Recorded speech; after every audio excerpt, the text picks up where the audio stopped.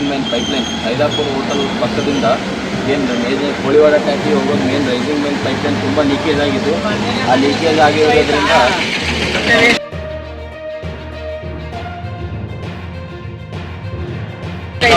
ಪೋಲಾಗ್ತಿರೋದ್ರಿಂದ ಇದನ್ನು ಕೂಡಲೇ ದುರಸ್ತಿ ಮಾಡೋ ಕಾರ್ಯ ಪ್ರಾರಂಭವಾಗಬೇಕಾಗುತ್ತದೆ.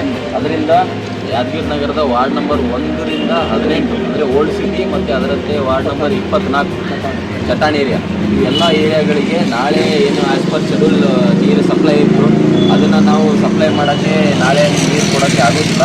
ಏಕೆಂದರೆ ನಾಳೆ ಒಂದು ದಿನ ಫುಲ್ಲು ಇದನ್ನು ಪೈಪ್ ಲೀಕೇಜ್ ಅಟೆಂಡ್ ಮಾಡೋಕ್ಕೆ 1 ಡೇ ಬೇಕಾಗುತ್ತೆ.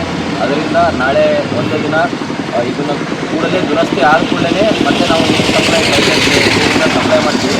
ಅದರಿಂದ ಸಾರ್ವಜನಿಕರು ಎಲ್ಲರೂ ಯಾದಗಿರಿ ನಗರದ ಸಾರ್ವಜನಿಕರು ದಯಾವಾಡಿಗೆ ನೀರು ಬರಲ್ಲ, ಅದನ್ನು ದಯವಿಟ್ಟು ಎಲ್ಲರೂ ಸಹಕರಿಸಿ. ಅದೇ ರೀತಿ ಪತ್ರಿಕಾ ಪ್ರಕಟಣೆ ಹಾಗೂ ಆಟೋ ಮುಖಾಂತರ ಅನೌನ್ಸ್ಮೆಂಟ್ ಕೂಡ ಮಾಡಲಾಗುತ್ತದೆ. ಸೊ ನಾಳೆ ಒಂದು ದಿನ